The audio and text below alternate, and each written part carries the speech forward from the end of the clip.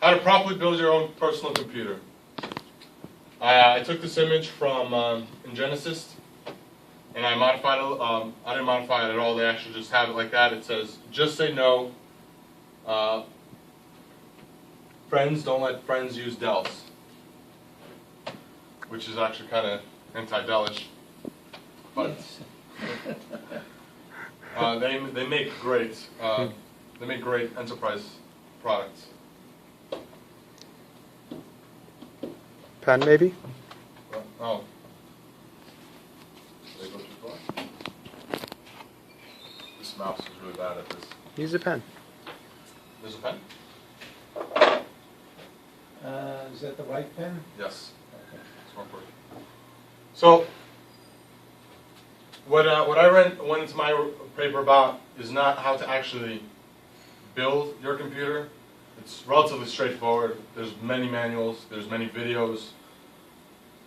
You put the screws in the right place. Everything is pretty much standardized. It's really not that difficult if you're paying attention. But what most people aren't really aware of is the large variety of components available, the large varieties of different compatibilities. For example, the CPU, Intel's newest CPU, runs on land grid array 1150. If you plug Intel's new CPU into last generation's CPU socket, which is land grid array 155, you've effectively damaged both your processor and your motherboard, and you will not get a refund for either of those, because most people aren't aware that once you bend the pins, they do not take it back, and that's a pretty big issue.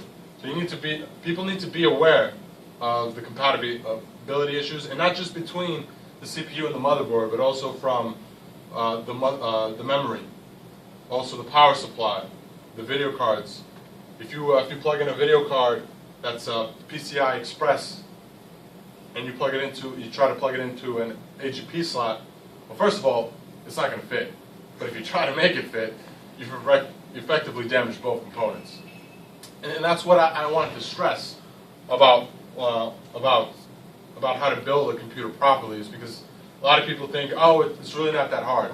Honestly, I chose a relatively large challenge for myself when I decided to build my computer.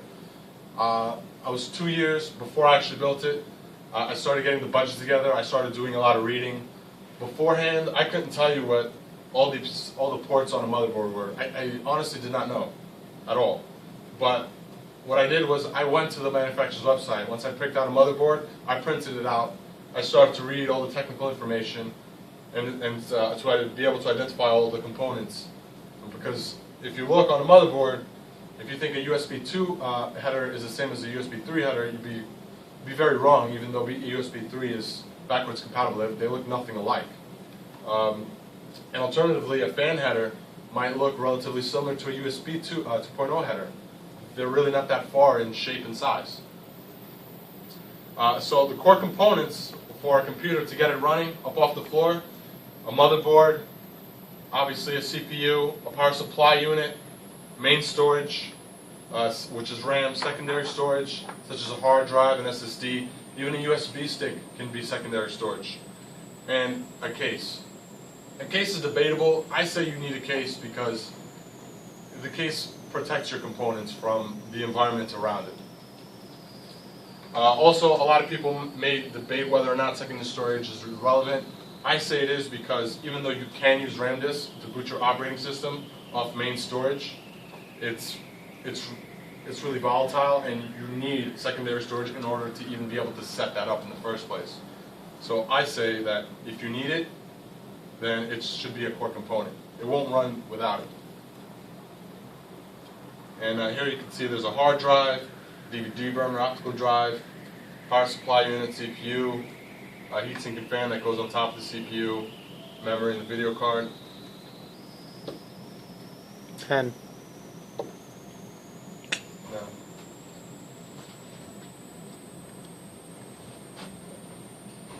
Okay, there we go.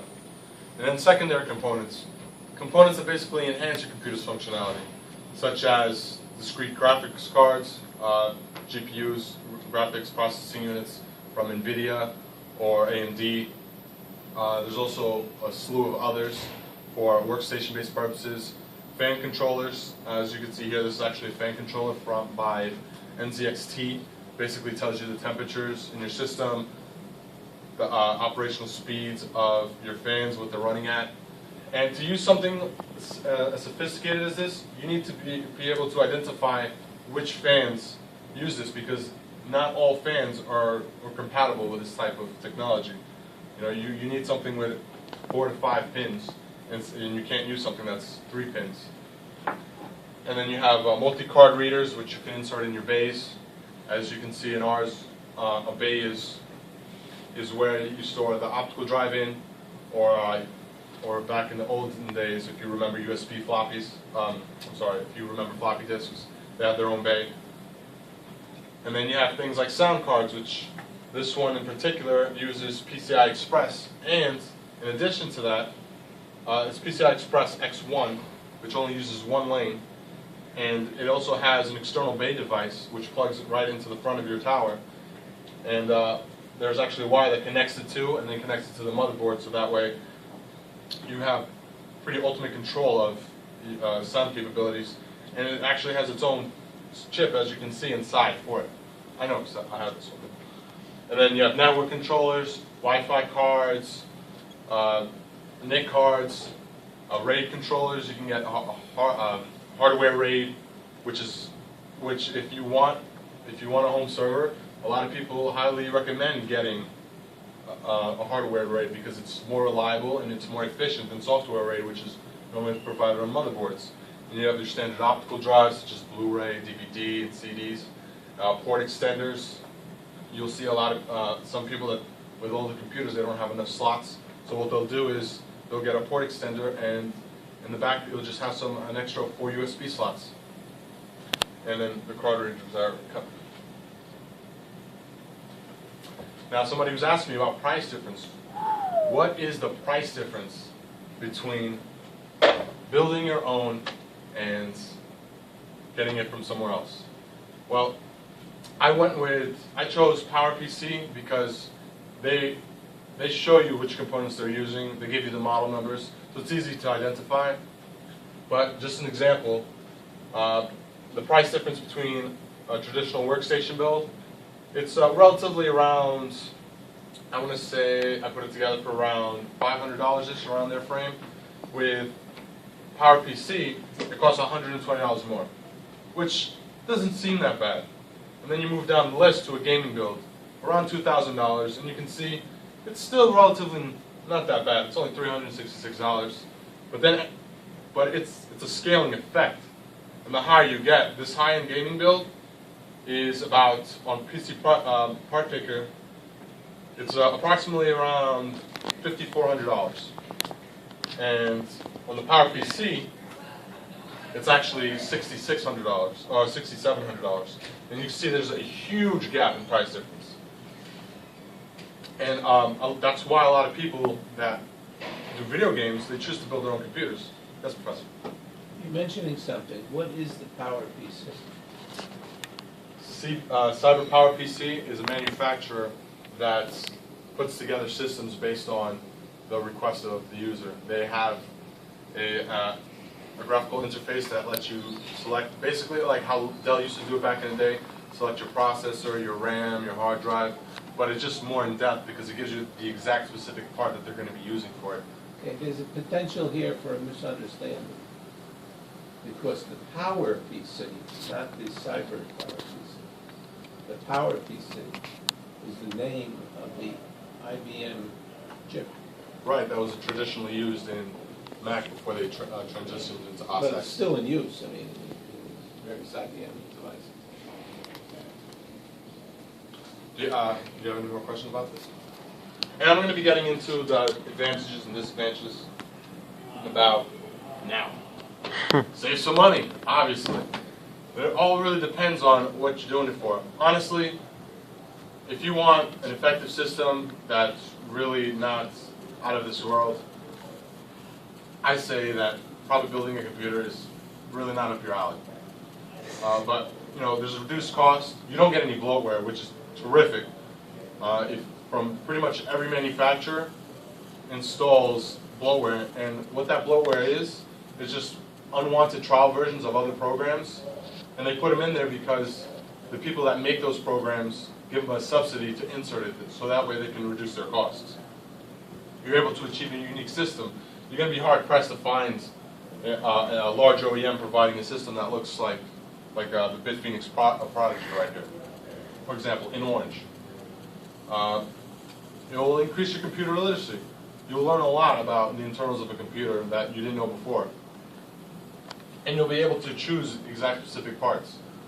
One of the problems that I had with previous computers that I've owned was I didn't know any of the parts in there. And when I went on a mission to upgrade something in there, I had a very difficult time trying to identify it. And once I was able to, I found out that they were of inferior quality. So this gives you the ability to choose, based on your budget, how much money you're willing to dedicate to a specific part. So if reliability is important to you and you have the money, you'll put more money towards that reliability than you normally would. And with OEMs, you're not going to get that option.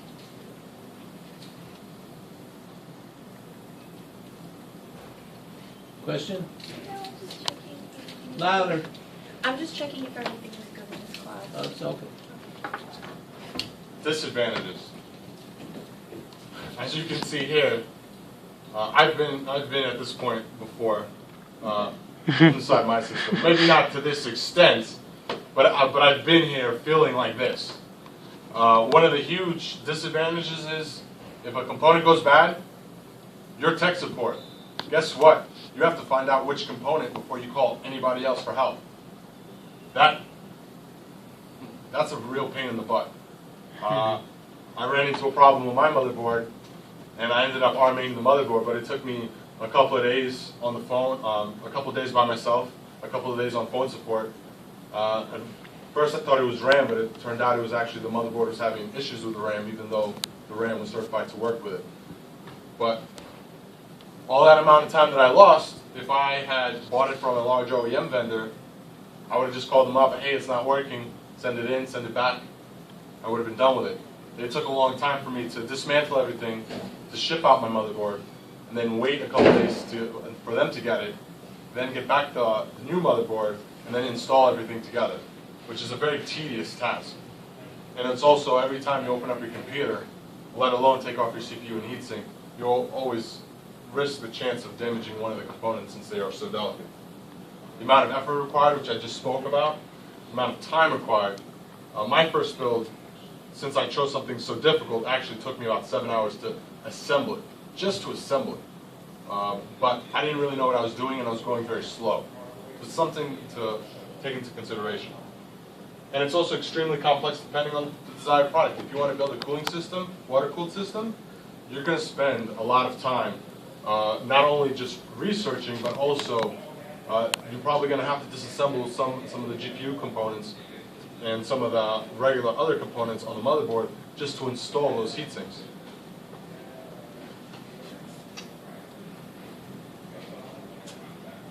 And I don't even think this computer will run YouTube. So why don't I just, I made a video. So what I'm going to do is I'm just going to copy the URL. I'm going to play it in the web browser. Hopefully it will play. Maybe. Oh, my God.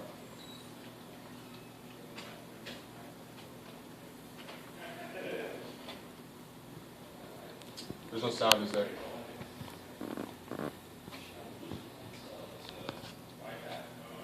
Oh, it would help if it is.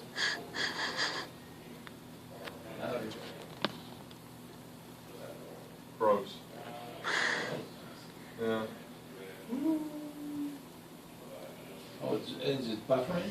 Buffering? No. Buffering? No. It's just failing.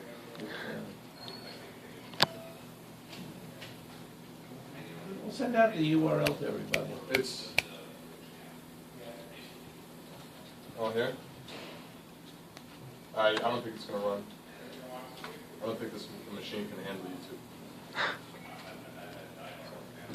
Is there any questions? If you want to watch the video, it's only about 3 minutes, 46 seconds. It's very brief. It's not very complicated. It's just a walkthrough of what I put in the system, and there's a list of all the parts I used. So some of the sites like Part Picker actually give you, this CPU will work with this board, but not with that board. It gives you some information.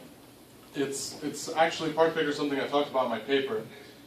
Personally, I would not trust PC Part Picker without independently verifying first, just because it's not good practice just to go on somebody's recommendation. If it was the vendor's website, however, I'd be more prone to believing it. Okay, fair enough.